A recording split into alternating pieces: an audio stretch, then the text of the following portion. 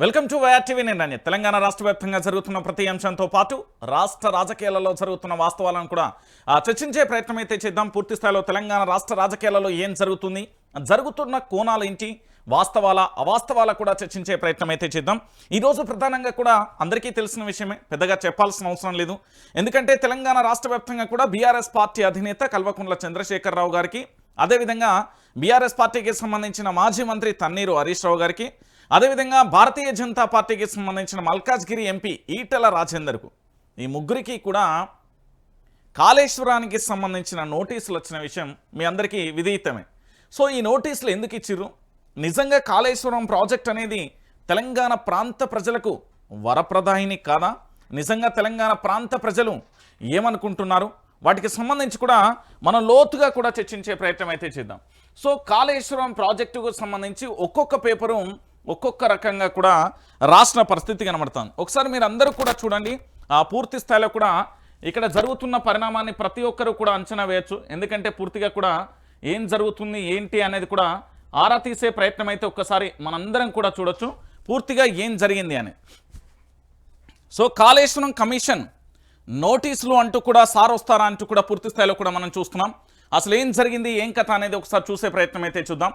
కేసీఆర్ హరీష్ రావు ఈటెలకు కాళేశ్వరం పిలుపు, 15 రోజులలో రిప్లైతో పాటు కమిషన్ ఎదుట హాజరు కావాలి. జూన్ 5 నుంచి ఒక్కొక్కరికి ఒక్కొక్క తారీఖులో విచారణ. బాస్ సమక్షంలో నిర్ణయాలు జరిగాయని తేలిన వైనం. ఇక నేతల అభిప్రాయాలను తెలుసుకోవాలని కమిషన్ నిర్ణయం. విచారణకు బీఆర్ఎస్ అధినేత హాజరుపై సర్వత్రా ఆసక్తి. గైహాజరైతే చర్యలపైన కమిషన్ కూడా కసరత్తు పెట్టింది అంటూ కూడా ఇక్కడ రాసుకొచ్చింది. అసలు ఏం జరిగింది, అది కాంగ్రెస్ కమిషన్. కాళేశ్వరం కమిషన్ నోటీసులపై కన్నెర్ర, తప్పకుండా నిజాలు బయటికి వస్తాయి. ఎక్స్ వేదికగా సర్కార్పై కవిత ధ్వజం. తప్పు చేసిన వాళ్లకు శిక్ష పడాల్సిందే. కేసీఆర్ హరీష్ రావు ఈటెలకు జైలుకెళ్లే అర్హత గుడ్డిగా అనుమతులు ఎలా ఇచ్చారు, చట్టానికి ఎవరు అతీతులు కాదు, ఎమ్మెల్సీ ఎవరు అద్దంకి దయాకర్. దాంతోపాటు కేసీఆర్తో హరీష్ రావు భేటీ, పావుగంట పాటు ఫామ్ హౌస్లో మంతనాలు, కాళేశ్వరం కమిషన్ నోటీసులపై చర్చ, మరోసారి భేటీ కానున్న ఇరువురు నేతలు అంటూ కూడా చూస్తున్నాం. ఇక దీంతో పాటు వీసా పాయ, కేసీఆర్ అమెరికా టూర్కు బ్రేక్లు, వీసా రిజెక్ట్ చేసిన ఎంబసీ ఆఫీసర్లు అంటూ కూడా పూర్తి స్థాయిలో కూడా మనం చూసిన పరిస్థితి కనబడుతుంది. అయితే ఇదే అంశానికి సంబంధించి మరొక పేపర్లో ఏం రాష్ట్రంలో కూడా చూసే ప్రయత్నం అయితే చేద్దాం.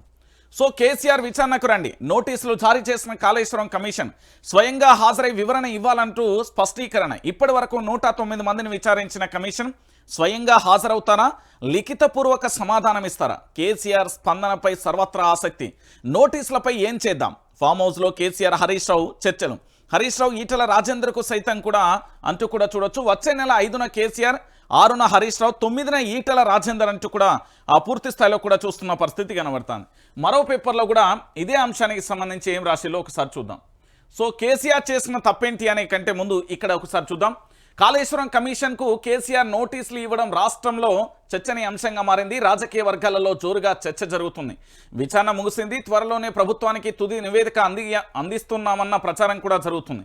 కానీ అనూహ్యంగా సోమవారం కమిషన్ గడువు 2 నెలలు పొడిగించడం, మంగళవారం కేసీఆర్ హరీష్ రావు ఈటెల రాజేందర్కు నోటీసులు ఇవ్వడం ఇప్పుడు పొలిటికల్లో హాట్ టాపిక్గా మారింది. కేసీఆర్కు నోటీసులు, హరీష్ రావు ఈటెలకు కూడా ఇచ్చిన పరిస్థితి.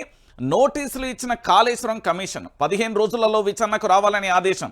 June 5న KCR, June 6న Harish Rao, June 9న Etela Rajender విచారణకు హాజరు. ఈ నెలాఖరుతో ముగియనున్న కమిషన్ గడువు. సోమవారం మరోసారి కమిషన్కు గడువు పొడిగింపు, మంగళవారం కేసీఆర్కు నోటీసులు అంటూ కూడా చూడొచ్చు. ఇదే నోటీసులకు సంబంధించి కేసీఆర్తోనే హరీష్ రావు భేటీ అయిండు అంటూ కూడా ఈ అంశానికి సంబంధించి మనం చూసే ప్రయత్నం చేస్తాం. సో మొత్తానికి అసలు ఏం చేసిండు, ఏం కథ అనేది కూడా మనందరం కూడా మాట్లాడాలి. ఏం జరిగింది, వాస్తవ కోణాలు కూడా తెలంగాణ ప్రాంత ప్రజలందరికీ కూడా తెలవాలి. ఎందుకంటే రాష్ట్ర ముఖ్యమంత్రికి సంబంధించి యనుమల రేవంత్ రెడ్డి గారి సారథ్యంలో ప్రభుత్వం ఉన్నది. ఈ ప్రభుత్వం పూర్తి స్థాయిలో వ్యక్తిగత రాజకీయాలకు పోతుందా, లేకపోతే నిజంగా కూడా ప్రజలకు ఉపయోగకరే విధంగా ఉంటుందా, లేదా విపక్షాలకు కక్ష సాధింపు రాజకీయాలు చేస్తుందా అనేది ఇప్పుడు మనం క్లియర్ కట్గా చర్చించే ప్రయత్నం అయితే చేద్దాం. సో ఇక్కడ ఒకసారి చూడొచ్చు, కల్వకుంట్ల చంద్రశేఖరరావు గారు ఏం తప్పు చేసిండు, నోటీసుల వెనక ఏమైనా రాజకీయం ఉందా? ఖచ్చితంగా రాజకీయం ఉండే ఉంటుంది. ఎందుకంటే నేను మళ్ళీ చాలా నొక్కి చెప్తున్నా, బీఆర్ఎస్ పార్టీ అధికారంలో ఉన్నప్పుడు ఏది మన యనుమల రేవంత్ రెడ్డి గారిని ఇంటికి వెళ్ళి తలుపులు బద్దలు కొట్టి బెడ్రూమ్లో పడుకున్నప్పుడు పూర్తి స్థాయిలో ఆయనను బయటికి తీసుకొచ్చాను.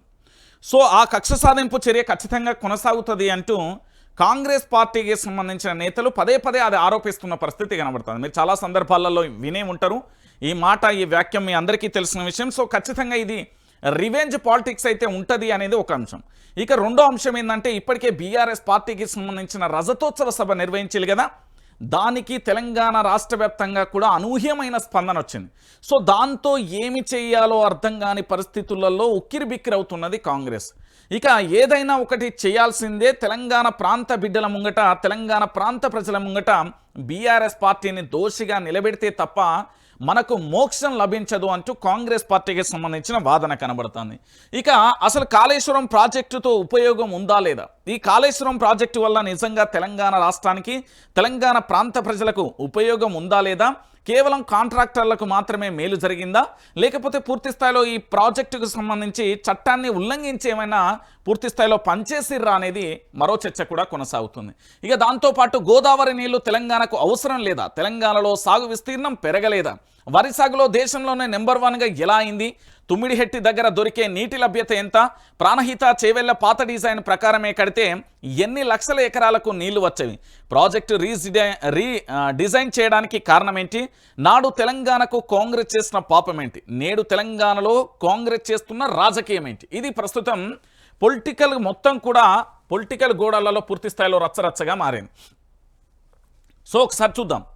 ఆ తెలంగాణ తొలి ముఖ్యమంత్రి కేసీఆర్కు కాళేశ్వరం కమిషన్ ఇచ్చిన నోటీసులతో రాష్ట్ర రాజకీయాలు ఒక్కసారిగా కూడా వేడెక్కాయి.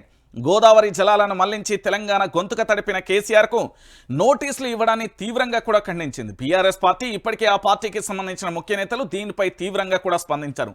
కేవలం రాజకీయ కక్ష సాధింపులో భాగంగా కేసీఆర్కు నోటీసులు ఇచ్చారంటూ మండిపడ్డారు. అయితే అసలు కేసీఆర్ చేసిన తప్పేంటి, తెలంగాణకు గోదావరి జలాలు తేవడం కేసీఆర్ చేసిన తప్ప, కాళేశ్వరం ప్రాజెక్టు కట్టడం ఆయన చేసిన తప్ప, తెలంగాణ సాగు విస్తీర్ణాన్ని గణనీయంగా పెంచడం తప్ప, వరి దిగుబడిలో దేశంలోనే రాష్ట్రాన్ని నెంబర్ 1 స్థానానికి తీసుకెళ్లడం ఆయన చేసిన తప్పేంటి అంటూ కూడా పూర్తి స్థాయిలో కూడా ప్రశ్నిస్తున్న పరిస్థితి కనబడతాం. సో మొత్తానికి కేసీఆర్ చేసిన తప్పేంది కేసీఆర్కు సంబంధించి అనే అంశానికి సంబంధించి ఇప్పుడు చర్చనీయాంశంగా మారుతున్నది. సో ఈ అంశానికి సంబంధించి మనం కాస్త దీన్ని డీటెయిల్గా అంటే లోతుగా గనక ఒకసారి దీన్ని చర్చించే ప్రయత్నం అయితే చేద్దాం. ఎందుకంటే ఇప్పటి వరకు పూర్తి స్థాయిలో కూడా ఈ కాళేశ్వరం ప్రాజెక్టుకు సంబంధించి అనేక దఫాలుగా కూడా చర్చించిన పరిస్థితి కనబడుతుంది. అసలు ఈ నివేదికలో ఏమున్నది, ఈ నివేదికకు సంబంధించి కేసీఆర్కు సంబంధించి దీనికి హాజరవుతారా లేరా, ఒక ప్రధానమైన ఎపిసోడ్ ఉత్కంఠ కొనసాగితే లిఖితపూర్వకంగా సమాధానం ఇచ్చే అవకాశం ఉంటుందా, లేకపోతే ఇప్పటికే న్యాయవాదుల సలహా కూడా తీసుకున్నట్టుగా సమాచారం అయితే అందుతుంది. దాంతోపాటుగా ఒకవేళ విచారణకు హాజరు కాకపోతే ఈ కాళేశ్వరం కమిషన్కు సంబంధించి తదుపరి ఏ విధంగా ఉండబోతుంది అనేది కూడా చర్చనీయాంశంగా కూడా మారిన పరిస్థితి కనబడుతుంది. సో ఒకసారి దీన్ని డీటెయిల్గా చూసే ప్రయత్నం అయితే చేద్దాం. సో ఇక్కడ ఏం జరిగింది, ఇటు కేసీఆర్కు, మాజీ మంత్రి తన్నీరు హరీష్ రావుకు, మాజీ మంత్రి ఈటెల రాజేందర్కు సైతం నోటీసులు జారీ చేశారు. ఇందులో ఒక కీలకమైన పాయింట్ ఏంటంటే, ఈటెల రాజేందర్ గత ఈ మధ్యకాలంలో ఈ నెల రోజులలోనే భయంకరమైన విమర్శలు చేస్తాడు.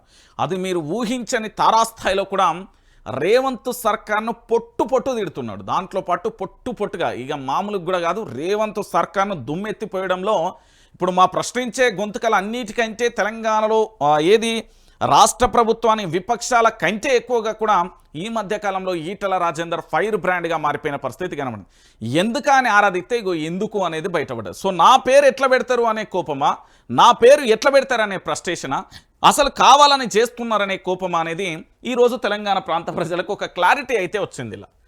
సో 15 రోజులలో కమిషన్కు రిప్లై ఇవ్వడంతో పాటు ప్రత్యక్షంగా కమిషన్ ఎదుట హాజరు కావాలని నోటీసులో పేర్కొంది.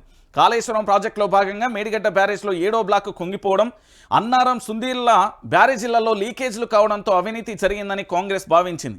అయితే కాంగ్రెస్ ప్రభుత్వం అధికారంలోకి వచ్చిన వెంటనే కాళేశ్వరం నిర్మాణ వ్యవహారంలో నిజాన్ని నిగ్గు తేల్చాల్సిందిగా జస్టిస్ పిసి ఘోష్ అధ్యక్షతన కమిషన్ ఏర్పాటైంది. ఇక దాదాపు 1.5 ఏడాదిన్నరగా విచారణ కొనసాగుతుంది. ఎవరి ప్రమేయం ఎంత, కమిషన్లో విచారణలో భాగంగా బ్యారేజీ నిర్మాణంలో పనిచేసిన ఏఈలు, డిఈలు, ఎస్ఈలతో పాటు రాష్ట్ర స్థాయి అధికారులను, నిర్మాణ సంస్థల ప్రతినిధులను సైతం కమిషన్ విచారించింది. వారి నుంచి అఫిడవిట్ల రూపంలో కూడా వాంగ్మూలాన్ని స్వీకరించింది. వాటిని క్రాస్ ఎగ్జామిన్ చేయడంతో పాటు బహిరంగంగా కూడా విచారించింది. నిర్మాణంతో పాటు నిర్వహణ, డిజైన్, క్వాలిటీ కంట్రోల్, దాంతోపాటు పే అండ్ అకౌంట్స్, నీటిపారుదల, ఆర్థిక శాఖ అధికారులను సైతం కూడా పూర్తి స్థాయిలో కూడా దీంట్లో విచారించింది. అయితే ప్రాజెక్టుల డిజైన్లను చేసిన కంపెనీల ప్రతినిధులను కూడా కమిషన్ విచారణ చేసింది. ఈ విచారణలో ఎక్కువ మంది కేసీఆర్ పేరే చెప్పినట్టుగా కూడా సమాచారం అందుతుంది. ఇక బ్యారేజీకి సంబంధించిన స్థలాల ఎంపిక, దాంతోపాటు డిజైన్ ఎంపికలో సైతం కేసీఆర్ చెప్పినట్లే చేశామని పేర్కొన్నట్లుగా తెలిసింది.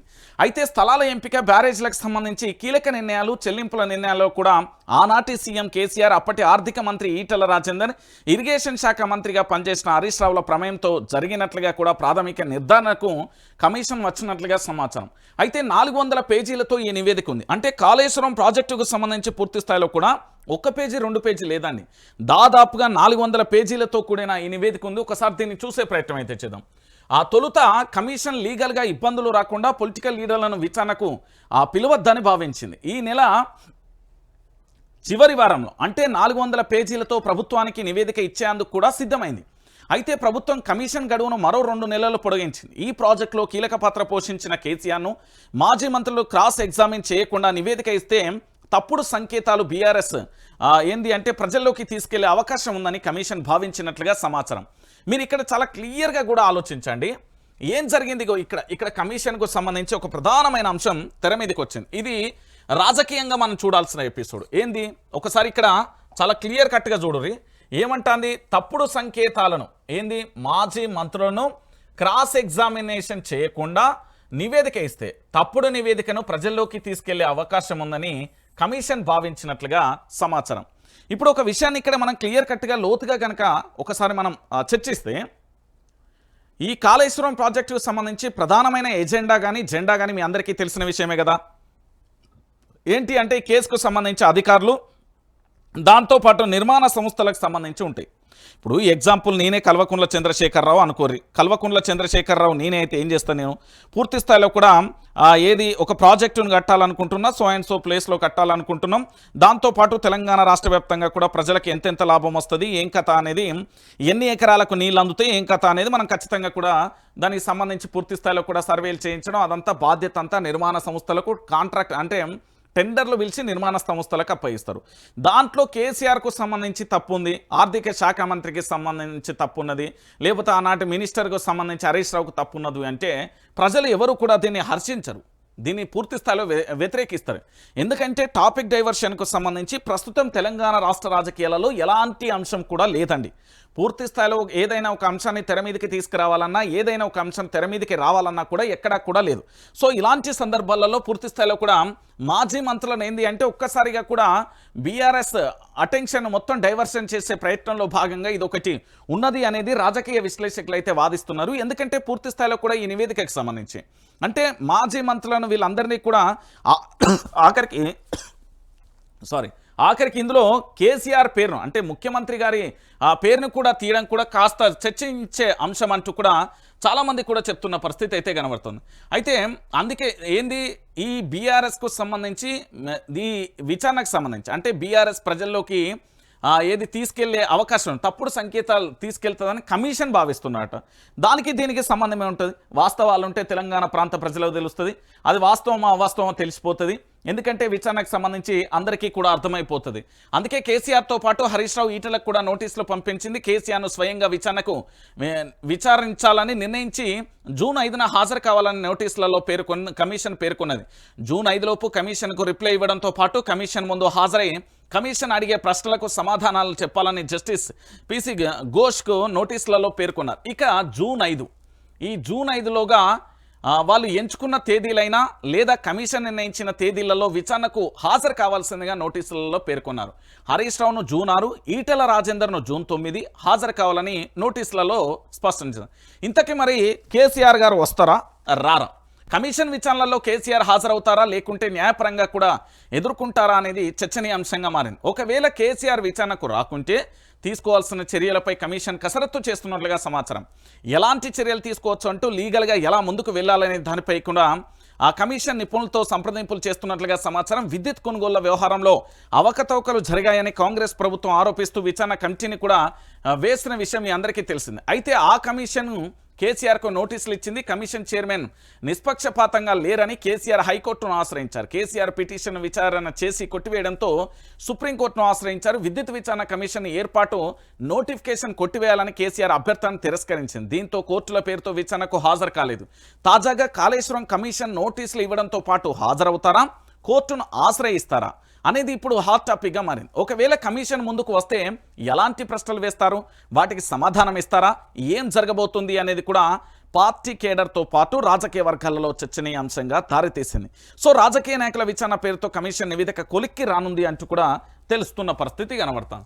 సో మొత్తానికి స్టోరీ ఏం లేదండి. ఇందులో పూర్తి స్థాయిలో కూడా కాళేశ్వరం ప్రాజెక్టుకు సంబంధించి నిర్మాణం కానీ నిర్వహణ కానీ క్వాలిటీ అండ్ కంట్రోల్ కానీ పే అండ్ అకౌంట్స్ కానీ నీటిపారుదల కానీ ఆర్థిక శాఖకు సంబంధించిన అధికారులందరినీ కూడా క్లియర్ కట్గా విచారణకు పిలిచిళ్ళు.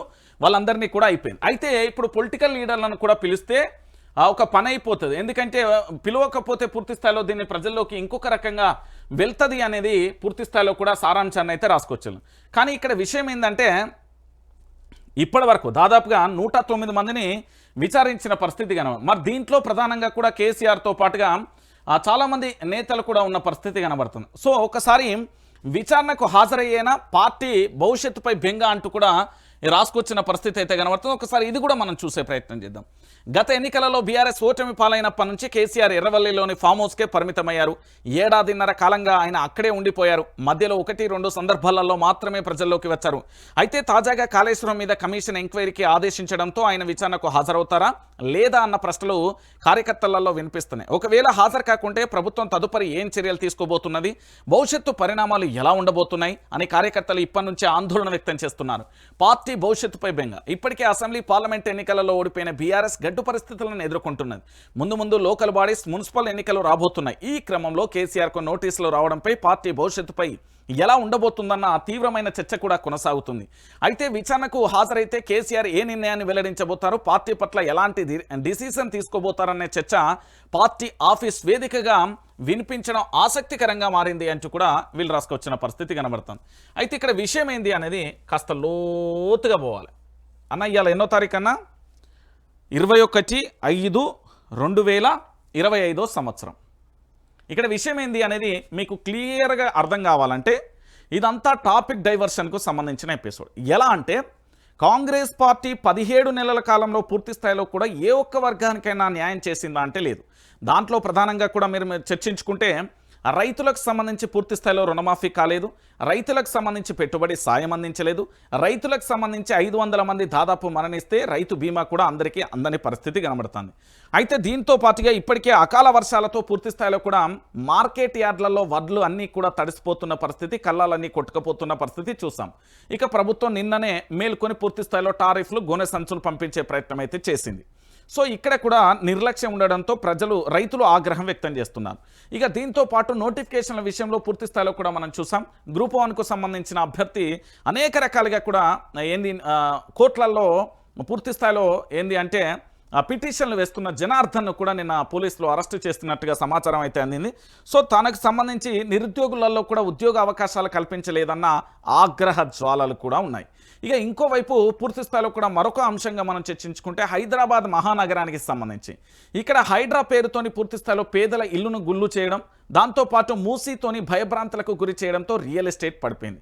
సో ఈ వర్గాలు కూడా పూర్తి స్థాయిలో అసంతృప్తితో ఉన్నాయి. ఇక దాంతోపాటు ఫ్రీ బస్ ఎప్పుడైతే పెట్టారో ఫ్రీ బస్ పెట్టడంతో పాటుగా ఇక్కడ ఏం జరిగింది అంటే ఆర్టీసీకి సంబంధించిన యాజమాన్యం మాత్రం ఎక్కడా సంతోషంగా లేదు. ఎందుకు లేదు అంటే పూర్తి స్థాయిలో మీ అందరికీ తెలిసిన విషయమే. ఫ్రీ బస్ పెట్టడం వల్ల ఆర్థికంగా నష్టపోవడంతో పాటు అనేక రకాలుగా ఇబ్బందులు ఎదుర్కోవాల్సి వస్తుంది. దానివల్ల ప్రభుత్వం మీద ఖజానాకు భారీగా కూడా భారం పడుతుంది అంటూ వాళ్ళు ప్రభుత్వంలో ఆర్టీసీని విలీనం చేస్తా అని చెప్పి ఇప్పటి వరకు చేయకపోవడంతో వాళ్ళు కూడా ఆందోళన వ్యక్తం చేశారు. ఇక దాంతోపాటు ఈ ఎఫెక్ట్ కాస్త ఆటో డ్రైవర్ల మీద పడడంతో ఆటో డ్రైవర్లు కూడా దాదాపుగా 90 పైచిలకేమో మరణించినట్టుగా మనకు అప్డేట్ అయితే ఉంది. దాంట్లో పూర్తి స్థాయిలో కూడా ఆటో డ్రైవర్లు కూడా ఆగ్రహం వ్యక్తం చేస్తారు. ఇక రైతులకు సంబంధించి రైతు కూలీలకు సంబంధించి 12,000 15,000 లేదా మహిళలకు సంబంధించి ఎంతో కొంత అమౌంట్ ఇస్తామని చెప్పి అది కూడా ఇవ్వని పరిస్థితి. 17 నెలల కాలంలో 6 గ్యారంటీలు 13 అంశాలు 420 హామీలు నెరవేర్చలేదు. అయితే ప్రతి సందర్భంలో కూడా ఏదో ఒక అంశాన్ని ఏంది అంటే నెట్టుకొచ్చే ప్రయత్నం జరిగింది. అయితే ఇప్పుడు విషయం ఏంటంటే జూన్ మాసం ఇది పూర్తి స్థాయిలో వర్షాకాలానికి సంబంధించి ఇక రైతులందరూ కూడా విత్తనాలు వేసే పరిస్థితులలో అంటే విత్తనాలు పంట పొలాలకు సంబంధించి వర్షాకాలం ప్రారంభమవుతుంది. ఇక పంట ప్రారంభ దశలో పూర్తి స్థాయిలో ఎన్నికలు నిర్వహించడానికి కాంగ్రెస్ పార్టీ అన్ని రంగం సిద్ధం చేసుకుంటున్నట్టుగా మనకైతే సమాచారం ఉంది. అయితే దీంట్లో భాగంగా బీఆర్ఎస్ పార్టీ ఏదైతే రజతోత్సవ సభ పెట్టిందో ఏంది ఫస్ట్ 2 లక్షలు అనుకున్నారు, తర్వాత 3 అనుకున్నారు, 5 అనుకున్నారు, 7 అనుకున్నారు, 10 అయింది. అది దాటిపోయి ఒక ప్రజల యొక్క సునామీ కనబడ్డది. అయితే ఇప్పుడు ప్రభుత్వం ఏంటంటే డైలమా అలా పడిపోయింది. ఇప్పటికే ప్రభుత్వం మీద భయంకరమైన వ్యతిరేకత ఉంది. సో అక్కడికి ప్రజలు రావడంతో బీఆర్ఎస్ పార్టీని ఏ విధంగానైనా ఇరకాటంలో పెట్టాలి అంటూ ఇగో ఈ ఫైల్ తెర మీదకి వచ్చింది. అయితే దీంట్లో భాగంగా ఏంది, ఒకవేళ కేసీఆర్ హాజరైతే ఎలాంటి ప్రశ్నలు ఉంటే ఎలా ఇబ్బంది పెట్టవచ్చు అనేది మొదటి అంశం.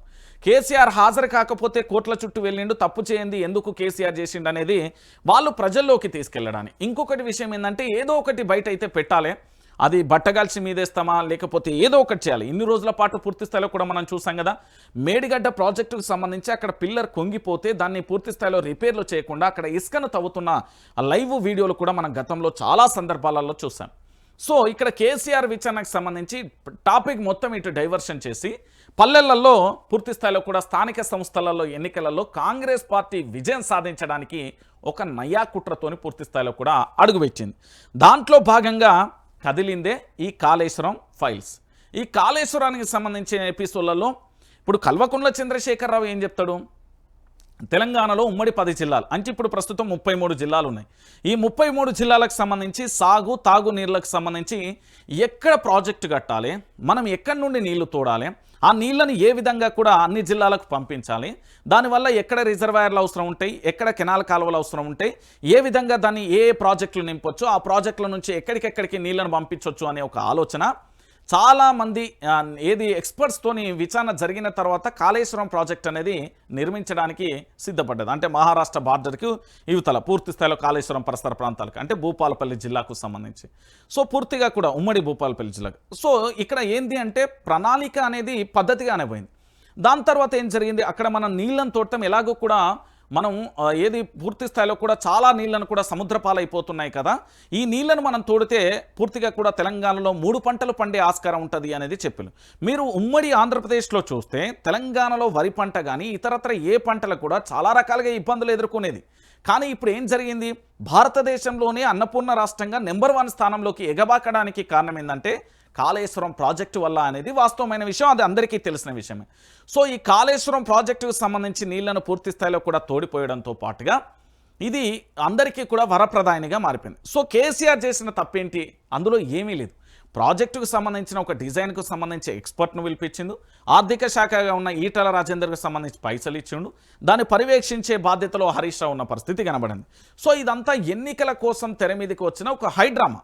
గతంలో విద్యుత్కు సంబంధించిన కొనుగోళ్ల విషయంలో కూడా అవకతవకలు జరిగినాయి, లేకపోతే కాళేశ్వరానికి సంబంధించి కూడా అవకతవకలు జరిగినాయి. దీని అంతా కూడా రాజకీయ ఎజెండా.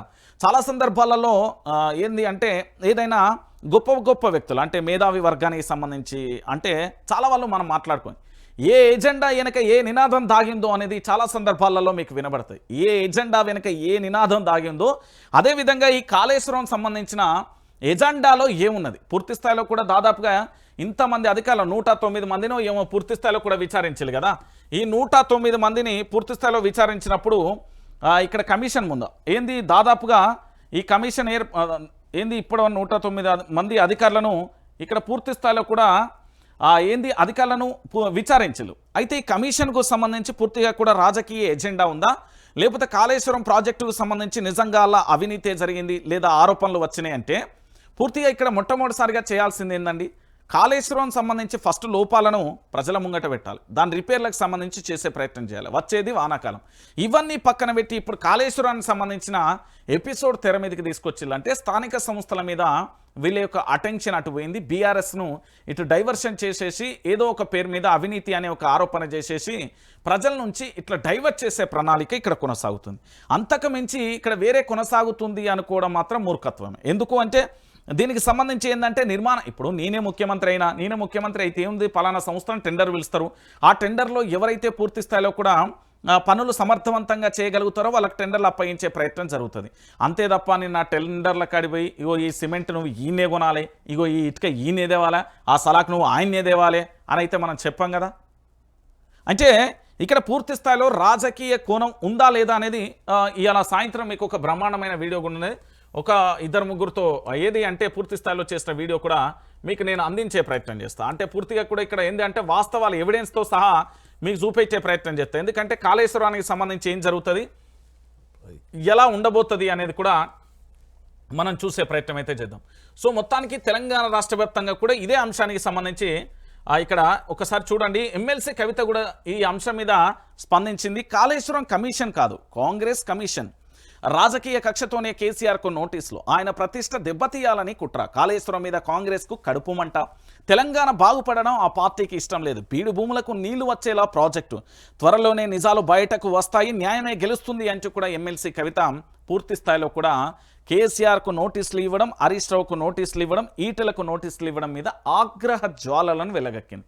దేనికోసము అంటే పూర్తి స్థాయిలో కూడా ఇప్పటి వరకు కాంగ్రెస్ పార్టీకి సంబంధించిన RR tax, B tax, U tax నడుస్తుంది అనే ఆరోపణ ఉంది. ఈ విషయంలో కూడా ఎక్కడ క్లారిటీ లేదు. దాంతోపాటు ఇంకొక ఎపిసోడ్ ఏంటంటే ఈ తెలంగాణలో ఆశ్చర్యకరమైన విషయం ఏంటంటే బీఆర్ఎస్ పార్టీకి సంబంధించిన వర్కింగ్ ప్రెసిడెంట్ కల్వకుంట్ల తారక రామారావు కావచ్చు, దాంతోపాటు భారతీయ జనతా పార్టీకి సంబంధించిన ఈ దేశ ప్రధానికి సంబంధించిన నరేంద్ర మోడీ గారు గతంలో అనేక సభలలో కూడా తెలంగాణలో ఆర్ఆర్ ట్యాక్స్ నడుస్తుంది అని చెప్పారు. దాంతోపాటు ఢిల్లీకి ఇక్కడ నుండి పూర్తి స్థాయిలో కూడా కమిషన్లు వెళ్తున్నాయంటూ కూడా గతంలో ఇదే రాజకీయ పార్టీలకు సంబంధించిన నేతలు ఆరోపణలు చేసిన పరిస్థితి మనం చూసాం. అవన్నీ పక్కన పెట్టి ఇప్పుడు తెలంగాణలో 1 కోటి ఎకరాలకు నీళ్లు అందించినందుకు ఈ నీళ్లు ఏ విధంగా అందిస్తారు? మేము ఇప్పుడు కేసీఆర్కు సంబంధించి పూర్తి స్థాయిలో ఆయన ఆనవాళ్లు చెరిపేయాలన్నా, లేకపోతే ఇంకా పూర్తి స్థాయిలో కేసీఆర్ను మరిపించాలన్నా, వైఎస్ రాజశేఖర రెడ్డి పరిపాలనను మరిపించిండు కేసీఆర్ను మరిపించాలి అంటే అంతకంటే అద్భుతమైన ప్రగతి పదంలో తెలంగాణను ముందుకు తీసుకెళ్తే ఖచ్చితంగా కూడా అది రేవంత్ రెడ్డి అకౌంట్లోకి క్రెడిట్ అయిపోతుంది ఆ మంచి పేరని. కాకుండా ఇగో ఈయన అవినీతి చేసిండు, సుశీలాని అధికారంలోకి వచ్చినాక విచారణ చేసినా అంటారు. ఈ విచారణ కమిషన్లు ఎలా ఉంటాయి మీ అందరికీ తెలిసిన విషయమే కదా. ఇక్కడ పూర్తి స్థాయిలో ఇప్పుడు విచారణకు రమ్మని చెప్పింది. ఒకవేళ కేసీఆర్ గారికి సంబంధించి పూర్తి స్థాయిలో లిఖితపూర్వకంగా సమాధానం ఇచ్చాను, లేదు మీరు రావాలని మళ్ళొక్కసారి నోటీస్ ఇచ్చాను. ఈ కాలంలో ఏం చేస్తారు, దాని తర్వాత హైకోర్టులో పిటిషన్ అయింది, హైకోర్టులో ఎదురు దెబ్బైంది అనుకో సుప్రీంకోర్టుకి వెళ్తాను. సో న్యాయస్థానాలకు వెళ్ళిన తర్వాత అదేమైపోతుంది, ఈ ఒక్క రోజుతోనే కేసు ఓడవదు కదా. ఒక్కసారి కోర్టు మెట్లు ఎక్కిన తర్వాత అది పూర్తి స్థాయిలో విచారణ ఎంక్వైరీ కావాలి, దాని తర్వాత కోర్టు హియరింగ్ రావాలి, ఆ కోర్టు రోజు విచారణ జరగాలి, అది వాయిదాల పర్వంతో వెళ్ళిపోతూనే ఉంటుంది. ఆ సమయంలో పూర్తి స్థాయిలో ఉన్న కాలం కాస్త పుట్టుకోనే పరిస్థితి ఏర్పడుతుంది. అంటే ఇక్కడ ఇంకొక విషయం ఏంటంటే స్థానిక సంస్థల ఎన్నికలే టార్గెట్ కాంగ్రెస్ పార్టీకి, మీరు గుర్తుపెట్టుకోరు. ఎందుకంటే బలంగా ప్రజల్లోకి ఇప్పటి వరకు కాంగ్రెస్ వెళ్ళలేకపోయింది. ఎందుకు అంటే అది సోషల్ మీడియా ప్రభావం కాదు, ఏది కాదు, కాంగ్రెస్ పార్టీ యొక్క స్వయంకృత అపరాధమే ఆ పార్టీకి సంబంధించిన అస్త్రశస్త్రాలన్నీ కూడా బీఆర్ఎస్ పార్టీకి ఇచ్చేసింది. ఎందుకంటే హైడ్రా విషయంలో తప్పు చేసింది, నోటీసులు ఇవ్వకపోవడం. దాంట్లో పెద్ద మైనస్ ఏంటంటే డబ్బున్నలకు ఒక న్యాయం జరిగింది, పేదలకు ఒక న్యాయం జరిగింది. ఇది క్లియర్ కట్గా అర్థమైపోయింది. హైడ్రా దాంతోపాటు మూసి అనగానే దాని పరివాహక ప్రాంతంలో ఎవరు ఉంటారు, ఏది మధ్యతరగతి పేద కుటుంబాలు ఉంటాయి, వాళ్ళు భయాందోళనకు గురైలు. అంటే ఇట్లా ఒక్కొక్క దాంట్లో ఒక్కొక్క అంశానికి సంబంధించి చర్చించుకుంటూ పోతే చాలా అంశాలు ఉన్నాయి. సో స్థానిక సంస్థల పూర్తి స్థాయిలో కూడా విజయం కోసం మాత్రమే కాంగ్రెస్ పార్టీ చేస్తున్నారు. ఇక్కడ కమిషన్ అని పూర్తి స్థాయిలో కాంగ్రెస్ కమిషన్ అని బీఆర్ఎస్ పార్టీకి సంబంధించిన ఎమ్మెల్సీ జాగృతి వ్యవస్థాపక అధ్యక్షురాలు ఎమ్మెల్సీ కవిత పూర్తి స్థాయిలో ఆరోపణ చేశారు. ఏంది చాలా స్పష్టంగా చేసిళ్ళు, కాళేశ్వరం అనేది కమిషన్ కాదు, కాంగ్రెస్ కమిషన్ అంటూ చెప్పిళ్ళు. అంటే కాంగ్రెస్ పార్టీ కమిషన్లకు పూర్తి స్థాయిలో అలవాటు పడిపోయింది, కమిషన్లు తీసుకుంటున్నది అనేది ఒక పార్టీకి సంబంధించిన ఎమ్మెల్సీ స్థాయిలో ఉన్న వ్యక్తి ఆరోపణలు చేసిందంటే వాస్తవమే కదా. దాంట్లో ఉంటాయి, ఇప్పుడు నిజాలు లేనిది వీళ్ళందరూ ఉండరు కదా, మనం చూసినాం కదా. ఇక దాంతోపాటు ఇక్కడ మొత్తం చూడరు, ఎక్కడికి పోయినా కూడా ఒకటే అంశం కనబడే పరిస్థితి కనబడుతుంది. ఇక దాంతోపాటుగా మరొక అంశం ఏది, నారాయణకి సంబంధించి అందాల భామలను చూసి మంత్రులు సొల్లు కార్చుకుంటుర్రు, జీతాలు పెంచేందుకు డబ్బులు లేవు, అందాల భామల కోసం సొల్లు కార్చుకుంటూ కోట్లు ఖర్చు పెడుతున్నారు, కొంచెమైనా సిగ్గుండాలి. రేవంత్ ప్రభుత్వంపై నారాయణ ఆగ్రహం అంటూ కూడా చెప్పిన పరిస్థితి కనబడుతుంది. ఇప్పుడు నారాయణ స్టేట్మెంట్ తెలంగాణ రాజకీయాలలో హాట్ టాపిక్గా మారిపోయింది, నిజంగా చెప్తున్నా. ఎందుకంటే ఇది నేను చెప్పిన స్టేట్మెంట్ కాదు, ఇంకా నారాయణ ఆయన చెప్పిన స్టేట్మెంట్కు సంబంధించి సిపిఐకి సంబంధించిన జాతీయ ప్రధాన కార్యదర్శి ఆయన ఏమన్నాడంటే అందాల భామలను చూసి మంత్రులు సొల్లుగా అరుస్తుర్రు అంటూ కూడా చెప్పిన పరిస్థితి కనబడుతుంది. ఎందుకు చెప్పిండు నారాయణ అంటే ఈ తెలంగాణలో రైతులకు సంబంధించి ఇబ్బంది పడతా ఉన్నారు, వర్షం పడితే పట్టించుకోలేదు. అంటే రకరకాల సమస్యలు అనేది ఇక్కడ ఉన్నప్పటికీ కూడా మంత్రులు కానీ ముఖ్యమంత్రి కానీ దాని మీద సమీక్ష చేయకపోవడం, అందాల భామలకు సంబంధించి పూర్తి స్థాయిలో వస్తున్నారు అని ఏదైతే అంటున్నారో దానికి సంబంధించి పూర్తిగా కూడా రాష్ట్ర రాజకీయాలలో ఇప్పుడు చర్చనీయాంశంగా మారింది. సో అందాల భామలతో వాళ్ళ గురించి ఇప్పుడు పూర్తి స్థాయిలో కూడా ఏంటి అంటే తెలంగాణలో టూరిజం పరిసర ప్రాంతాలకు సంబంధించి తీసుకెళ్ళిళ్ళు. పోనీ దానికి సంబంధించి 200 కోట్లు ఖర్చు పెట్టిళ్ళు కదా, దానికి సంబంధించిన స్పాన్సర్షిప్ ఎక్కడన్నా వచ్చిందా? రాలే. మనయే 25 కోట్లు హంఫట్ అన్నాయి. మన రాజుల సొమ్ము రాళ్లపాలు అన్నట్టు మన పైసలన్నీ కూడా హంఫట్ అయిపోయినాయి. అందాల భామలు పాల్గొన్న ప్రతి ఈవెంట్ నేను చాలా క్లియర్గా వాళ్ళు ఇచ్చే లైవ్ను చూసినా ఎక్కడా కూడా స్పాన్సర్షిప్ లేకుండా నడిచింది. అంటే ప్రభుత్వ ఖజానాకే భారీగా కూడా గండిపడ్డది. దాంతో ఏమైపోయింది, మన యొక్క పైసలకు వృధా అయిపోయినాయి. ఏదైనా ఒక కంపెనీయో లేకపోతే ఏదైనా ఎవరో ఒకరు పూర్తి స్థాయిలో దాన్ని స్పాన్సర్షిప్ చేస్తే ఏమవుతుంది అంటే భారం అనేది ప్రభుత్వం మీద పడదు, ఆటోమేటిక్గా అది ప్రజల మీద కూడా పడదు. కానీ ఇక్కడ ప్రభుత్వం నిండా మునిగిన పరిస్థితి, ఎలాంటి ఆదాయం లేదండి. అందాల భామలు తెలంగాణలో అడుగుపెట్టిన తర్వాత పూర్తి స్థాయిలో ఆ లైవ్ను అద్భుతంగా కవర్ చేయలేకపోయారు. పోనీ ప్రపంచ దేశాలకు సంబంధించిన జాతీయ అంతర్జాతీయ మీడియాలో కూడా కథనాలను నేను చూసే ప్రయత్నం చేసిన ఎక్కడా కూడా కనిపించే పరిస్థితి లేదు, అంతగా ప్రమోషన్ జరిగిన పరిస్థితి లేదు. తెలంగాణలో ఇక్కడ ఏది 2025 మిస్ వరల్డ్కు సంబంధించిన అనే అంశం మనం వినడం వదిలేయడం తప్ప అది పెద్దగా చర్చ కూడా కొనసాగుతలేదు. ఏది మొన్న నాగార్జున సాగర్, ఆ తర్వాత రామప్ప, ఆ తర్వాత పూర్తి స్థాయిలో కూడా చార్మినార్, చౌమల్లా ప్యాలెస్, దాంతోపాటుగా కేసీఆర్కు సంబంధించి ఆ సెక్రటరియట్, కమాండ్ కంట్రోల్ సెంటర్, ఇవన్నీ కూడా వాళ్ళు విజిట్ చేయడానికి వచ్చినట్టుగా ఉన్నది. కానీ ఇక్కడ పోటీలు జరుగుతున్నాయి, దానికోసం ప్రభుత్వం ఏర్పాట్లు చేసింది, దానికి పలానా కంపెనీలు స్పాన్సర్షిప్ ఉన్నాయని ఎక్కడ కూడా స్పష్టంగా కనబడతలేదు. సో ఒక పక్కన అక్కడ మన నిధులన్నీ కూడా పూర్తి స్థాయిలో కూడా ఏది అంటే వృధా ఖర్చు అయిపోతున్నాయి. ఇక్కడ మంత్రులందరూ కూడా వాళ్ళ చుట్టే తిరుగుతున్నాడని నారాయణ గచ్చి అనే స్టేట్మెంట్ ఇచ్చిన పరిస్థితి కనబడుతుంది. ఇక దాంతోపాటుగా మీ అందరికీ మరో అంశం కూడా తెలిసిందే, ఏంది జీతాలు తగ్గించడమే రైజింగా మినీ అంగన్వాడీల బాధలు పట్టవా? పెంచిన జీతాలు తగ్గించడం కొత్త సాంప్రదాయం, అన్నిట్లో మహిళలను మోసం చేస్తున్నారు, ప్రభుత్వం తప్పు తెలుసుకొని సరి చేసుకోవాలి, మినీ అంగన్వాడీల సమస్యలను పరిష్కరించాలి, రేవంత్ రెడ్డికి హరీష్ రావు బహిరంగ లేఖ అంటూ కూడా చెప్పిన పరిస్థితి కనబడుతుంది. ఇక్కడ విషయం ఏంటంటే ఇప్పుడు నేనే ఒక సంస్థలో పనిచేస్తున్నా, ఏంది నాకు మా యాజమాన్యం ఏది జీతం పెంచింది అనుకో, జీతం పెంచి వచ్చే నెల ఇవ్వకపోతే ఇట్లా మనం ఉద్యోగాలు చేసేటోళ్ళకే సుర్రున కాలుతుంది. మరి అలాంటిది ప్రభుత్వానికి ప్రజలకు వారధిగా ఉంటూ అంగన్వాడీలుగా పనిచేస్తున్న మన తెలంగాణ ఆడబిడ్డలకు సంబంధించి మన ఆడబిడ్డలకు జీతాలు పెంచినామని పూర్తి స్థాయిలో పెంచిన జీతాలను తగ్గించే ప్రయత్నం చేసిందంటే ఆడబిడ్డలను అవమానించినట్టే కదా, వాళ్ళ కష్టం వృధా చేసినట్టే కదా, వాళ్ళ కష్టానికి సంబంధించి నేలపాలు చేసినట్టే కదా.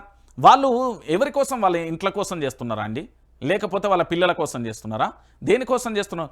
వాళ్ళు ప్రభుత్వంలో ఒక భాగం అయిపోయి ఒక శాఖలో పూర్తి స్థాయిలో పనిచేస్తూ వాళ్ళు కూడా సేవలు అందించినట్టే, వాళ్ళు చేసిన కష్టాన్ని ప్రభుత్వం ఉపయోగించుకుంటుంది. అంటే కార్మికులకు సంబంధించి ఆ చట్టాలు ఉంటాయి కదా, శ్రమ దోపిడీ దోచుకోవడం, జీతాలను తగ్గించడం అనేది జరుగుతుంది. ఇప్పుడు శ్రమ దోపిడీని దోచుకున్నట్టే అయిపోతుంది జీతాలను తగ్గిస్తే. అంటే ప్రభుత్వానికి సంబంధించి పూర్తి స్థాయిలో మీరు అందరూ కూడా ఒకసారి ఆలోచించండి. ఇలాంటి ఘోరమైన పరిస్థితి తెలంగాణలో మునుపెన్నడూ కూడా మనం చూడలే, మునుపెన్నడూ కూడా ఇలాంటి పరిస్థితి రాలే, మునుపెన్నడూ కూడా ఇలాంటి మనం ఎక్కడ కూడా చూడలే. పెంచిన జీతాలను తగ్గించడం ఏం సాంప్రదాయం అనేది మనకు కూడా అర్థం కాదు. దీని మీద ఆర్థిక మంత్రి స్పందించడు, దీనికి సంబంధించి పూర్తి స్థాయిలో కూడా అంగన్వాడీలు ఆందోళన వ్యక్తం చేస్తారు, ఆగ్రహం వ్యక్తం చేస్తారు. అరే ఇది ఎక్కడి కొత్త సాంప్రదాయం బాబు, ఈ తెలంగాణలో ఈ పంచాయతీ ఏంది అని కూడా వాళ్ళు ఇప్పటికే ఆగ్రహం వ్యక్తం చేస్తున్న పరిస్థితి కనబడుతుంది. దానికి సంబంధించి ఏమన్నా జరిగిందా? జరగలే. ఇక దీంతో పాటుగా ఇంకొక అంశం చూడాలి. ఇది మా అన్న ఎవరు, మా రాష్ట్ర ముఖ్యమంత్రి యనుమల రేవంత్ రెడ్డి అన్న గారి సొంత నియోజకవర్గంలో పంచాయతీ. ఇక్కడ చూస్తున్నారు కదా, ఏమని పెట్టిళ్ళు, రిలే నిరాహార దీక్ష అంటూ కూడా పెట్టిన పరిస్థితి కనబడుతుంది. ఎందుకు పెట్టిర్రు అంటే భూములు అయితే గుంజుకున్నారు. ఇప్పుడు వ్యవసాయం చేస్తే భూములను అయితే గుంజుకున్నారు, కానీ పరిహారం ఇస్తలేరు. భూములు లేనోళ్లకు పైసలు ఇచ్చారు, దొంగలతోని ఎంఆర్ఓ ఆర్డీఓ కలిసిర్రు. సీఎం నియోజకవర్గంలోని రైతులకు అన్యాయం, న్యాయం జరిగే వరకు పోరాడతాం. అప్పాయిపల్లిలో రైతుల రిలే నిరాహార దీక్ష అంటూ కూడా చెప్పిన పరిస్థితి కనబడుతుంది. ఈ అప్పాయిపల్లికి సంబంధించి సర్వే నెంబర్ 19లో పూర్తి స్థాయిలో ఏం జరిగింది అంటే కొడంగల్ అభివృద్ధి పేరుతోని మెడికల్ కానీ వెటర్నరీ కాలేజీల కోసం పూర్తి స్థాయిలో సర్వే నెంబర్ 19కి సంబంధించిన భూములను తీసుకొని వీళ్ళకి నష్టపరిహారం వేయాలి కదా. సరే వీళ్ళు ఇష్టం ఉన్నదా ఇష్టం లేకపోయిందా బలవంతంగా గుంజుకున్నారా అదంతా సెకండరీ పక్కన పెడితే, కనీసం వీళ్ళకి సంబంధించి భూములు తీసుకున్నప్పుడు దానికి సంబంధించిన నష్టపరిహారం అక్కడున్న ఎంఆర్ఓ కానీ ఆర్డీఓ కానీ పూర్తి స్థాయిలో కలెక్టర్ దగ్గరుండి వాళ్ళకి నష్టపరిహారం ఇప్పించాలి కదా. అది ఏదీ లేదు. నిజంగా చెప్తున్నా, ఇప్పుడు దున్నపోతు మీద ఎండ వాన చలికాలం ఉంటే ఏమైనా ఏర్పడుతుందా? అలాగే ప్రభుత్వంలోని కొంతమంది నేను మళ్ళీ చెప్తున్నా, కొంతమంది తీసుకునే తప్పుడు నిర్ణయాల వల్ల ఇగో ఇలాంటి అమాయకమైన ప్రజలు పూర్తి స్థాయిలో కూడా ఆందోళన వ్యక్తం చేయాల్సిన పరిస్థితి ఏర్పడింది. ఈరోజు పూర్తి స్థాయిలో కూడా మీరు అందరూ కూడా చూడండి, రిలే నిరాహార దీక్ష వ్యక్తం చేస్తున్నారు అంటే ముఖ్యమంత్రి గారి సొంత నియోజకవర్గం అండి. తెలంగాణలో పూర్తి స్థాయిలో కూడా పలు నియోజకవర్గాలకు ఆదర్శంగా ఉండాల్సిన నియోజకవర్గం. గతంలో బీఆర్ఎస్ పార్టీ అధికారంలో ఉన్నప్పుడు గజ్వెల్ కానీ, సిద్దిపేట కానీ, సిరిసిల్ల కానీ ఇలా చెప్పుకుంటూ పోతే ఎవరైతే ప్రాతినిధ్యం వహిస్తున్నారో పార్టీకి సంబంధించిన ముఖ్య నేతలకు సంబంధించి వాళ్ళ నియోజకవర్గాలలో అద్భుతమైన ప్రగతి రథంతో ముందు పోయింది. ఇక్కడ భూములు తీసుకున్నారు వెటర్నరీ కాలేజ్ కోసం, మెడికల్ కాలేజీ కోసం అని పూర్తి స్థాయిలో తీసుకున్న భూములకు సర్వే నెంబర్ 19లో వీళ్ళకు కనీసం వాళ్ళకు నష్టపరిహారం ఇవ్వట్లేదని ఆందోళన వ్యక్తం చేసే ప్రయత్నం చేస్తాను. వీళ్ళు ఆందోళన చేస్తే ఇంకా బెదిరిస్తున్నారట. ఇది కొత్త పంచాయతీ.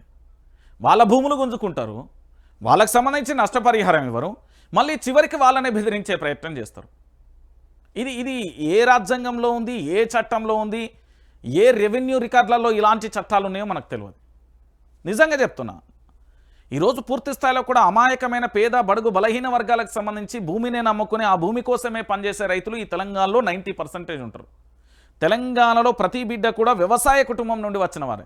అలాంటిది పూర్తి స్థాయిలో రైతులకు సంబంధించి ఇంత జరుగుతూ ఉంటే కనీసం స్పందించిన దాఖలాలు కూడా లేని పరిస్థితి. వీళ్ళకి న్యాయం చేస్తుందా అంటే న్యాయానికి సంబంధించి ఎక్కడిది, వాళ్ళు ధర్నా చేసినందుకు కూడా పూర్తి స్థాయిలో కూడా వాళ్ళ మీద లొల్లు పెడుతున్నారట.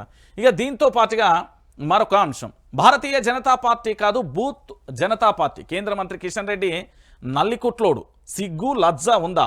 బీజేపీ వాళ్ళు బతుకంతా ట్రోల్ బతుకేనా?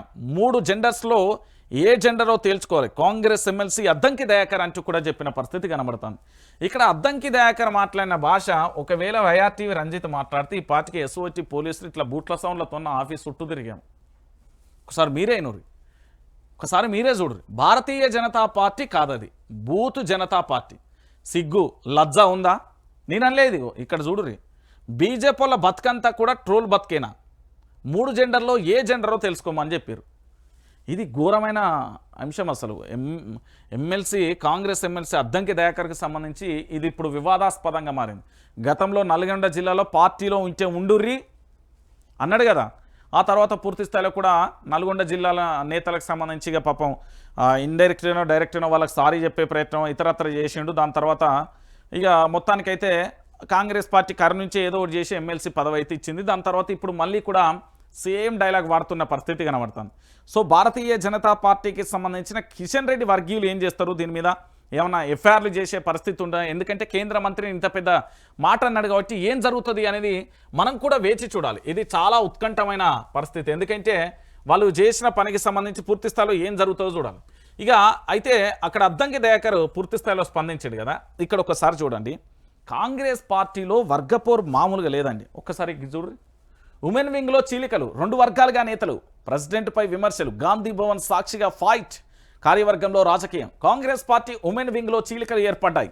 మహిళా నేతలు 2 వర్గాలుగా కూడా డివైడ్ అయిపోయారు. ప్రస్తుతం మహిళా కాంగ్రెస్ అధ్యక్షురాలు సునీతారావుకు వ్యతిరేకంగా గోషామహల్లోని నియోజకవర్గంలోని మహిళలు తమ స్వరాన్ని పెంచారు. స్వయంగా గాంధీ భవన్లో ధర్నా చేశారు.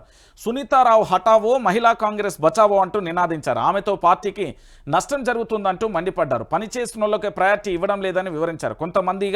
మందితో టీం ఏర్పడి పదవుల కోసం పాకులాడుతున్నారని విమర్శించారు. పదవుల కోసం ఏకంగా ఆ పిసిసి అధ్యక్షునికి సంబంధించి కూడా విమర్శలు చేస్తున్నారు అంటూ కూడా ఇక్కడ పూర్తి స్థాయిలో పంచాయతీ మొదలైన పరిస్థితి కనబడుతుంది. ఇగో విమర్శిస్తున్నారు, ప్రెసిడెంట్పై అసత్య ఆరోపణలు చేస్తున్నారని గోషామహల్ నియోజకవర్గ మహిళలు మండిపడ్డారు. ఇక పార్టీ వెంటనే క్రమశిక్షణా చర్యలు తీసుకోవాలని డిమాండ్ చేశారు. నిబద్ధతకు క్రమశిక్షణకు మారుపేరైన పిసిసి చీఫ్పై బురద జల్లే ప్రయత్నం చేయడం సరికాదని హెచ్చరించారు. ఇక సునీతారావు తన పద్ధతి మార్చుకోవాలని మహిళా నేతలు ఫైర్ అయ్యారు. కార్యవర్గం తెచ్చిన పంచాయతీ పిసిసి కార్యవర్గంలో తనకు ఛాన్స్ ఇవ్వాలంటూ మహిళా వింగ్ ప్రెసిడెంట్ సునీతారావు పట్టుబడుతున్నారు. తనకు ఛాన్స్ ఇవ్వకపోతే తన టీంలో మరొకరికి ఇచ్చినా పర్వాలేదని ఆమె కోరుతున్నారు. పార్టీ కోసం పనిచేస్తూనే ఉన్నామని పిసిసి కార్యవర్గంలో తప్పనిసరిగా తీసుకోవాల్సిందేనంటూ ఆమె డిమాండ్ చేశారు. పైగా తన అనుచరులంతా 2 రోజుల క్రితం గాంధీ భవన్లో పీసీసీ ఛాంబర్ ముందు నిరసన కూడా వ్యక్తం చేశారు. దీంతో పీసీసీ కూడా ఆగ్రహం వ్యక్తం చేసింది. హైకమాండ్ తీసుకునే నిర్ణయాలలో తమ పాత్ర లేదంటూ పీసీసీకి చెప్తూ వస్తున్నారు. ఇదే సమయంలో తాజాగా గోషామహల్ నియోజకవర్గ మహిళలంతా కూడా సునీతారావుకు వ్యతిరేకంగా కూడా నినాదాలు చేయడం ఉత్కంఠగా మారింది. మరోవైపు ఇటీవల జరిగిన అసెంబ్లీ ఎన్నికలలో ఆమె గోషామహల్ నియోజకవర్గం నుంచి ఎమ్మెల్యేగా పోటీ చేసి ఓడిపోయారు. ఆ తర్వాత ఆమె పార్టీ ప్రభుత్వంలో కీలక పదవి కోసం ఫైట్ చేస్తున్నారు అంటూ కూడా ఇక్కడ చూస్తున్న పరిస్థితి కనబడుతుంది. ఇక్కడ తెలంగాణ రాష్ట్ర వ్యాప్తంగా మహిళలకు సంబంధించి ఇస్తా అన్న 2500 కానీ, లేదా రైతు కూలీలకు సంబంధించి ఇస్తా అన్న పైసలు కానీ, లేదా మహిళలకు సంబంధించి పూర్తి స్థాయిలో కూడా వాళ్ళు ఏది స్కూటీలు కానీ ఇతరత్ర వాగ్దానాలు కాంగ్రెస్ పార్టీ చేసింది. సరే, ప్రజలకు చేయకపోయినా వాళ్ళ సొంత పార్టీలు వాళ్ళ పార్టీ కోసం కష్టపడ్డ వాళ్ళకి వాళ్ళకన్నా ప్రియారిటీ ఇవ్వాలి కదా. అది ఏదీ లేదు. కాంగ్రెస్ పార్టీలో 2 దుకాణాలు మొదలైనవి. ఒక వర్గం భజన చేస్తుంది, ఇంకొక వర్గం కేవలం పదవుల కోసం మాత్రమే ఉంటారు. సో ఇక్కడ కష్టపడి పనిచేసిన వాళ్ళకు న్యాయం చేయాలంటూ ఈ మహిళా వింగుకు సంబంధించి పూర్తి స్థాయిలో ఆందోళన వ్యక్తం. సునీతారావుకు సంబంధించి పూర్తి స్థాయిలో స్టేట్మెంట్లు డైరెక్ట్ ఇస్తాను. సో ఆమె స్టేట్మెంట్లకు సంబంధించి పూర్తి స్థాయిలో కూడా ఇక్కడ మరొక రకమైన స్టేట్మెంట్ కూడా వస్తున్న పరిస్థితి కనబడుతుంది. ఇక దాంతోపాటుగా నిన్న మన రాష్ట్రానికి సంబంధించిన సీఎస్ తెలుసు కదా, కొత్తగా చేయండు. హద్దు మీరితే చర్యలు తప్పవు, హూందాగా వ్యవహరించండి, అత్యుత్సాహం ప్రదర్శించవద్దు, దిగజారుడు చర్యలు తగ్గించుకోండి, దీనివల్ల వ్యవస్థకే చెడ్డ పేరు వస్తుంది, ఐఏఎస్ ప్రభుత్వ ఉద్యోగులకు సీఎస్ హెచ్చరిక అంటూ కూడా చెప్పిన పరిస్థితి కనబడుతుంది. మొన్న ఒక కలెక్టర్స్ పోయి ఇట్లా కాలు మొక్కుతుండు, సివిల్ సర్వెంట్ యూపీఎస్సీ చదివి ప్రిలిమ్స్ రాసి మెయిన్స్ రాసి దాన్ని ఏమంటారు ఇంటర్వ్యూ పోయి దాని తర్వాత వచ్చి ట్రైనింగ్ చేసి వచ్చిన తర్వాత ముఖ్యమంత్రి కాళ్ళు మొక్కుడు ఏందయ్యా నాకు అర్థం కాదు. ఈ భారతదేశానికి సంబంధించిన రాజ్యాంగ వ్యవస్థ చదువుకున్నావు, ఈ భారతదేశానికి సంబంధించి పూర్తి స్థాయిలో రాజకీయ నాయకులు ఎట్లుంటారో కూడా నీకు తెలుసు. ఈ అధికారులకు సంబంధించి ఇదేం పోయే కాలమో నాకు అర్థం కాదు అసలు. మొన్న ఆయన కాలు మొక్కుతాంటే నాకే ఇజ్జత అనిపించింది.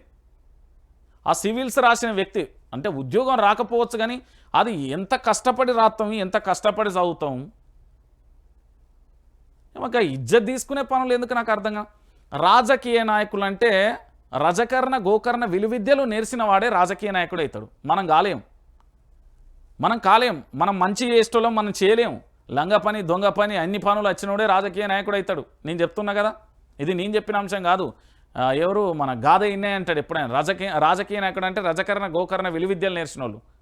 గావల్ల కాళ్ళు మొక్కుడేంది. ఈ అధికారులు కూడా మాకు మా మంత్రి తెలుసు, మా ఎమ్మెల్యే తెలుసు, లేకపోతే మా ఓడేసి ఏంది ఇది గాలివే కంపెనీ పెట్టుకున్నాడు. మీకేం అవసరమే? ప్రభుత్వ శాఖలలో పనిచేసినప్పుడు ప్రభుత్వానికి ప్రజలకు సంక్షేమ పథకాలు అందించే పనిలో ఉండరు. వాడు తెలుసు వీరు ఏముంటుంది ఆడ 5 సంవత్సరాలు వాళ్ళు ఊసిపోయే పార్టీ అది. దాన్ని పట్టుకొని మీరెందుకు ఎగురుతారు? నాకు అర్థం కాని విషయం ఇది. పోలీస్ వ్యవస్థ అట్లనే ఉంటుంది, కొన్ని శాఖలు అట్లనే ఉంటాయి. ఏందో ఇది నాకు అర్థం కాదు. మీరు రాజ్యాంగానికి లోబడి పనిచేయండి. మీరు ఏమున్నాయో మీ అవి పనిచేయండి. పలానా పొలిటీషియన్ ఫోన్ చేసిండు, పలానా మినిస్టర్ ఫోన్ చేసిండు, ఏ మినిస్టర్ని కలుసుడు సీఎంను కలుసుడు పెద్ద పని అయింది. ఆయన నాకు తెలిసి ఏముంటుంది ఆయనతో ఫోటో దిగుతోవచ్చు. నువ్వు నమస్తే అంటే నేను పేరు పెట్టి వెళ్తాడు. ఏమవుతుంది ఆడ 5 సంవత్సరాలు ఉండేటోళ్ళు. ప్రజలలో మంచి పేరు తెచ్చుకోర్రి, ప్రజలతో మంచిగా ఉండేర్రి, ప్రజలతో మనం పూర్తి స్థాయిలో కూడా సఖ్యతగా ఉండాలి, మమేకంగా ఉండాలి. అరే భయ్, తెలంగాణ ఉద్యమాన్ని పూర్తి స్థాయిలో నడిపినప్పుడు 1200 మంది విద్యార్థులు అమరవీరులు అయ్యారు కదా. వాళ్ళ కుటుంబాల గోస అరణ్య రోదన తెలుసా మీకు? ఇది ఇప్పుడు జ్వరం వచ్చింది, కొడుకు ఉంటే దావఖానా తీసుకుపోవు, ఇన్నని మెడికల్ ఏంది మందులు తీసుకొచ్చు, పైసలు ఇంట్లో లేకపాయే, వృద్ధాప్య వయసుకు వచ్చిళ్ళు ఎవడు చూసుకోవాలనుకుంటారు? 1200 కుటుంబాల తల్లుల గర్భకోశ ఈ తెలంగాణ ప్రత్యేక రాష్ట్రం. ఒక జనరేషన్ పూర్తి స్థాయిలో కూడా తమ త్యాగ ఫలితాలను ముద్దాడకుండా వదిలేసిపోయింది. కలెక్టర్ కావాల్సిన వాళ్ళు ఉన్నారు, గ్రూప్ 1 ఆఫీసర్లు ఉన్నారు, గ్రూప్ 2 గ్రూప్ 3 గ్రూప్ 4 పెద్ద పెద్ద ఆఫీసర్లు కావాల్సిన వాళ్ళందరూ కూడా అప్పుడు కిరణ్ కుమార్ రెడ్డి ప్రభుత్వంలో ఉద్యోగ అవకాశాలకు సంబంధించి భారీగా నోటిఫికేషన్ ఇస్తే హాల్ టికెట్లు చింపేసి వచ్చి తెలంగాణ ఉద్యమంలో కేసుల పాలై ఆ కేసుల వల్ల ఉద్యోగాలు రాకుండా పోయిన జనరేషన్ చాలామంది ఉన్నారు తెలుసా. అరే భయ్ అంతెందుకు, ఇదే కాకతీయ యూనివర్సిటీకి సంబంధించి యాకూబ్ రెడ్డి ఉంటాడు. యాకూబ్ రెడ్డికి సంబంధించి ఇప్పుడు సర్పంచ్గా మొట్టమొదటిసారి పాపం ఆయనను సర్పంచ్గా ఎన్నుకున్నారు. ఎన్ని అవస్థలు పడుతుండో తెలుసా అనారోగ్యంగా. యూనివర్సిటీలలో లాఠీ దెబ్బలు పడ్డ విద్యార్థి నాయకులు అందరూ కూడా అన్ని యూనివర్సిటీలలో నరక యాతన పడుతున్నారు. అంత పెద్ద విలువ, అంత పెద్ద త్యాగం చేస్తే ఈ అధికారులు పోయి వానికి దండం పెట్టుడు వీనికి దండం పెట్టుడు ఏం పోయే కాలం వచ్చింది పోయి మీకు? పేదోడు అత్తే ఒక పేదోడికి మీరు ఇల్లు కట్టిర్రి, మీ తల్లిదండ్రుల కాళ్ళు మొక్కుర్రయ్యా. ఈ రాజకీయ నాయకులు కాళ్ళు మొక్కుడు ఏంది నాకు అర్థం కాదు అసలు. మీ అయ్య కన్నందుకు తల్లికి కాళ్ళు మొక్కు, నేను పెంచినందుకు మీ నాయన కాళ్ళు మొక్కు, నీ పాఠాలు చెప్పినందుకు నీ గురువు కాళ్ళు మొక్కు. నువ్వు ఆ స్థితిలో ఉండడానికి మూల కారణమైన వ్యక్తుల కాళ్ళు మొక్కు, సంతోషపడతారు ప్రజలు. రాజకీయ నాయకుల రొచ్చు కాళ్ళు మొక్కుడేనే గలీజ్ పనులు కాకపోతే. అందుకే తిడుతున్నాడు సిఎస్ బరాబరే ఉన్నాడు ఇవాళ. తిట్టాలి, తప్పే లేదు. అరే ఏం పోయే కాలం, ఏం కథ. మస్తు బాధ అనిపించింది నాకు ఆ వీడియో చూసినాక.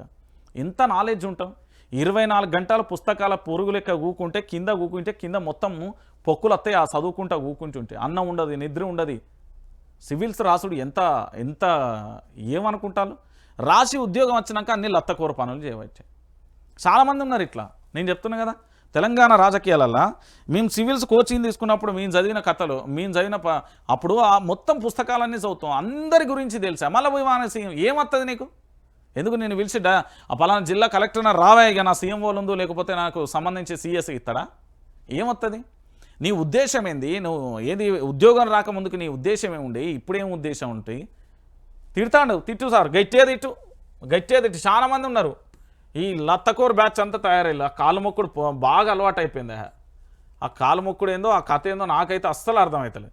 ఇక దాంతోపాటుగా ఇది మానవబాంబుల పన్నాగం. హైదరాబాద్లో పేలుళ్ల కుట్ర కేసులో కొత్త కోణాలు. 20 మందికి పైగా కూడా యువకులతో ఇన్స్టాగ్రామ్ గ్రూప్. పేలుడు పదార్థాలకు డబ్బులను సమకూర్చిన ఇమ్రాన్ కస్టడీ తీసుకుని మరింత లోతుగా విచారణ అంటూ కూడా చెప్పిన పరిస్థితి కన. నేను పాక్ భారత్ మధ్య యుద్ధం మొదలైనప్పుడే చెప్పిన, ప్రపంచంలో ఎక్కడ ఏది జరిగినా హైదరాబాద్కు సంబంధించి అటు ఆంధ్రప్రదేశ్ విజయవాడ లేకపోతే ముంబైకి సంబంధించే పూర్తి స్థాయిలో కీలకమైన ఎక్కడికి సంబంధించి ఉగ్రవాదుల కదలికలు వస్తాయి. అయితే ఇక్కడ తెలంగాణ పోలీస్ వ్యవస్థకు, తెలంగాణ ఇంటెలిజెన్స్ వ్యవస్థకు, నేషనల్ ఇన్వెస్టిగేషన్ ఏజెన్సీకి, రా ఏజెన్సీకి అన్నిటికీ కూడా సెల్యూట్ చెప్పాల్సిందే. నిజంగా చెప్తున్నా. ఎందుకంటే పేలుళ్లను సమర్థవంతంగా కూడా ఆపేయగలిగినాము. హైదరాబాదులో భారీగా పేలుళ్ల కుట్ర బన్నిండు. ఈ సన్నాసి బాడకవులకు ఈ తెలంగాణలో ఈ భరతమాత గడ్డ మీద ఉండి ఈ భరతమాత కడుపులో పుట్టిన కొంతమంది వేస్ట్ ఫెలోస్ పూర్తి స్థాయిలో కూడా ఇలాంటి హౌలేగాళ్లకు సహకారం చేస్తున్నారు. అరే కాదు భయ్, కన్నతల్లి పాల్దాయి కన్నతల్లి రొమ్ము గుద్దుడేంది? దాదాపుగా 20 మంది యువకులు చాలా ప్రాంతాలలో కూడా వీళ్ళు ఏం చేసిల్లంటే పేలుడుకు సంబంధించి అనేక రకాలుగా పదార్థాలన్నింటిని కూడా సిద్ధం చేసి పూర్తి స్థాయిలో కూడా హైదరాబాద్ను మరి ఏం చేద్దాం అనుకున్నారో ఏం కథనో తెలియదు, కానీ ఆగమాగమైతే చేద్దామని ఫిక్స్ అయితే అయిపోయిన పరిస్థితి కనబడుతుంది. ఇక దానికి సంబంధించి పూర్తిగా ఏం జరిగింది తెలంగాణ రాష్ట్ర వ్యాప్తంగా కూడా పూర్తిగా కూడా జరిగిన పరిణామాలలో ఎపిసోడ్ అంతా ఒకటే. పోలీసు వ్యవస్థ కానీ పూర్తి స్థాయిలో కూడా దొంగలను దొరకబట్టింది, కస్టడీలో తీసుకున్నాడు. ఆ పేలూరు పదార్థాలకు ఎంత డబ్బు సమకూర్చిళ్ళు, వాళ్ళకి ఎన్నెన్ని పైసలు ఇద్దాం అనుకున్నారు, ఎక్కడెక్కడ అనేది కూడా బయటికి రాబట్టే ప్రయత్నం జరుగుతుంది. నేనేమంటున్నానంటే చాలా వరకు కూడా మీరు బయట ఉండే ప్రయత్నాన్ని చాలా తగ్గించుకోరు. సినిమాలు కానీ దాంతోపాటు పబ్లిక్లలో ఎక్కువగా ఉండడం బంద్ చేయరు. ఎందుకంటే ఈ ఫాల్తు కొడుకులో ఏడ దొరికినా కూడా పోలీసులకు సమాచారం ఇవ్వండి. మీ పేరును చాలా గోప్యంగా